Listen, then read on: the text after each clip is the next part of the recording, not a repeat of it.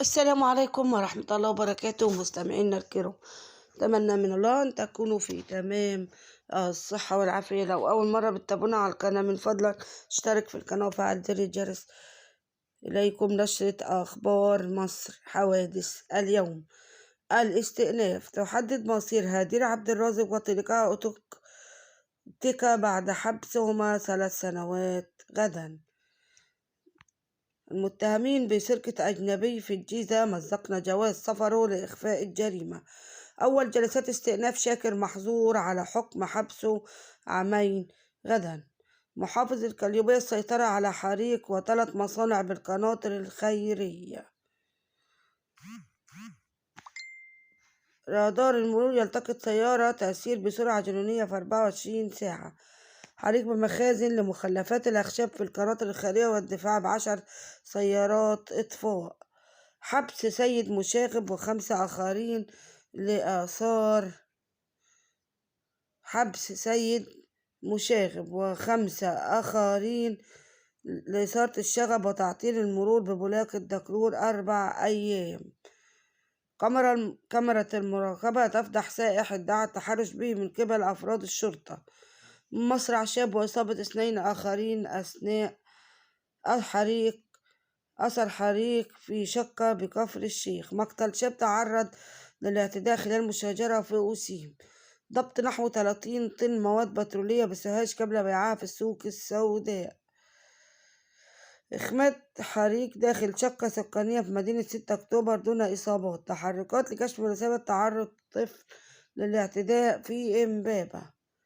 مصرع شاب في ظروف غامضة بقنا. إنقاذ مريضة نفسيا حاولت إنهاء حياتها في البدرشين.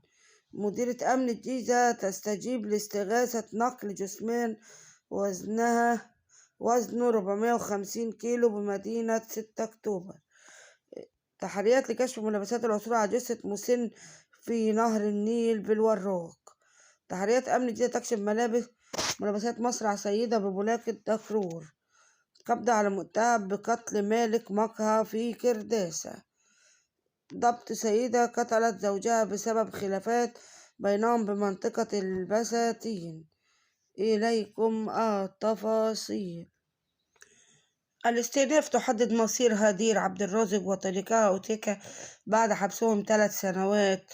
تصدر محاكمة الاستئناف مستأنف القاهرة الاقتصادية غدا الأحد حكمها في استئناف البلوجر هدير عبد الرازق وطليقها أوتيكا على حكم حبسهما 3 سنوات بتهمة بث فيديوهات خادشة، وتأييد الحكم الصادر ضدهما بالحبس 3 سنوات، وتخفيف الحكم الصادر ضدهما قضاء ببراءتهما من التهم المنسوبة إليهم. وكانت قضت المحكمة الاقتصادية بالقاهرة معاقبة البلوجر هدير عبد الرازق وطليقها التيك توكر المعروف بأوتيكا بتهمة بث فيديوهات خادشة الحقيقة بالحبس 3 سنوات، وبث مقاطع مرئية ذات محتوى مخل قاصدين الإغراء والإساءة للحياء العام. حبس سيد مشاغب و5 آخرين بإثارة الشغب وتعطيل المرور ببولاق الدكرور 4 أيام.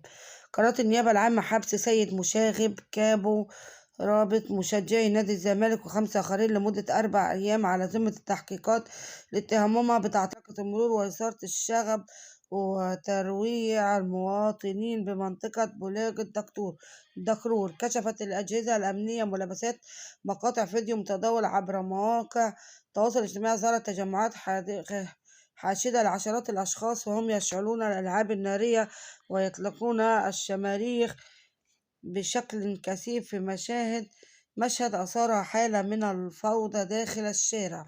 تبينت من التحريات أن تلك التجمعات جاءت احتفالا بالأفراح عن أحد المرتبطين بروابط رياضية غير شرعية قبل أن تتحول الاحتفالية إلى أعمال شغب وقطع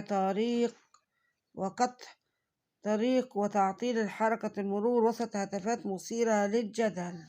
وانتقل فريق من الإدارة العامة للمرور مدعوما بسيارات الإسعاف لنقل المصابين إلى المستشفى وتنحية السيارات المهشمة طريق لإعادة الحركة المرورية مرة أخرى واتخاذ الإجراءات القانونية حيال الواقعة.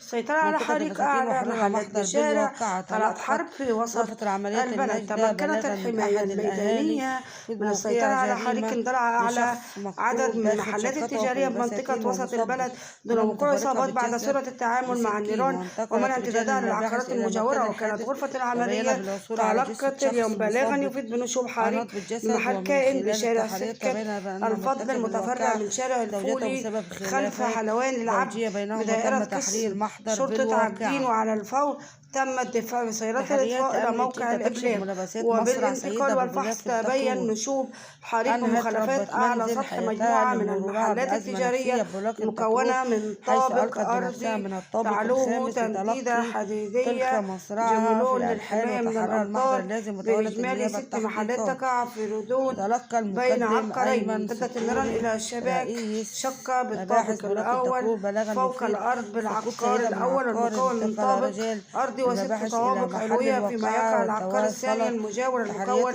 من طابق أرضي وأول ويتبع شركة بيوت الأزياء الراقية. بعد تسليمها لأسرتها القصة الكاملة لاختطاف رضيعة في مستشفى الحسين على يد منتقبة.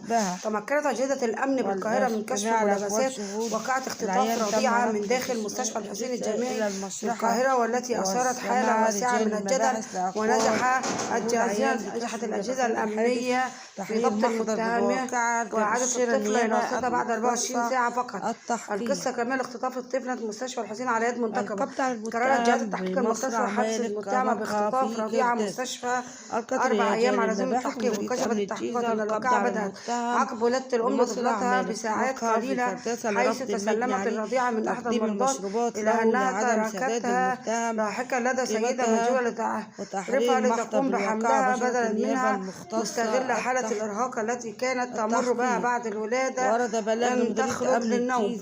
وأضافت التحريات أن المتهمة تبلغ من العمر 40 عام وتعمل بائعة السجاير. استغلت تلك اللحظة تمكنت من مغافلة الجميع وخطف الرضيعة من داخل المستشفى مستفيدة من حادث زحام وارتداء النقاب لإخفاء ملامحها ثم غادرت المكان. وأوضحت التحقيقات أن الأجهزة الأمنية كثفت جهودها فور تلقي البلاغ حيث تم تشكيل فريق بحث موسع عمل على تفريغ 122 كاميرا مراقبة طبع خط سير المتهمة حتى تم تحديد هويتها وضبط وقت قصير تجاهه. تولت النيابة المختصة الحلو في واقعة تعدي شبلة على صغيرة بالسيرك القومي. أول جلسات تباشر جهات التحقيق المختصة بالجيزة التحقيق مع لبى الحلو اتهمها بتأجير شبل لمصور داخل السيرك القومي وتسبب في إصابة صغيرة خلال تصويرها مع الأسد بعد انتهاء العرض المسرحية. التحقيق مع لبى الحلو واقعة تعدي شبل على صغيرة بالسيرك القومي واستأجر المصور الشبل من لبى حلو تصوير المواطنين داخل السيرك القومي مقابل الحصول على مبالغ مالية نظرا للتصوير بالجيزة. مشاهد مقر بيت الفني للفنون الشعبية للفرضية في محافظة الجيزة وقعة مؤسفة بعدما تعرضت طفلة بعمر 3 سنوات للإصابة أثر هجوم مفاجئ من أسد صغير أثناء تصويره. جلسة التصوير بعد انتهاء العرض المسرحي. كشفت مصادر الداخلية خاصة للقاهرة 24 أن المصور غير تابع للبيت الفني قام باستئجار شبل أسد واستخدمه في تصوير المواطنين مقابل مبالغ مالية حيث كانت عملية تذكير الجوار بشكل مكرر. والسلام عليكم ورحمة الله وبركاته مستمعينا الكرام. والأيس بالإضافة وبمواجهتهما اعترف بحيازة المواد المخدرة بقصد التعاطي إلى جانب استخدام المحتوى المثير للجدل على صفحات التواصل لزيادة نسب المشاهدة وتحقيق أرباح مالية. كاميرا المراقبة تفضح سائحا ادعى التحرش به من قبل أفراد الشرطة. كشفت وزارة الداخلية حقيقة ما تم تداوله عبر منصات التواصل الاجتماعي بشأن نشره سائح أجنبي على حسابه الشخصي ادعى خلاله تعرضه للتحرش الجسدي من قبل 3 من أفراد الشرطة أثناء تواجده بأحد المنافذ بمحافظة جنوب سيناء. كده مصدر أمني بوزارة الداخلية أن الأجهزة الفحص. قامت بمراجعة دقيقة وشاملة لمنظومة كاميرات المراقبة داخل المنفذ المشار إليه، حيث تبين من خلال تسجيلات عدم وقوع أي احتكاك أو تعرض من قبل أفراد الشرطة أو من أي العاملين بالمنفذ السياحي للسائح المذكور. وأوضح المصدر أن جميع إجراءات التعامل مع السائح تمت في إطارها القانوني الطبيعي المعتاد، دون رصد أي تجاوزات أو سلوكيات خارجة عن النص من قبل الأمنية المتواجدة في الموقع العناصر الأمنية المتواجدة في الموقع. والسلام عليكم ورحمة الله وبركاته مستمعينا الكرام.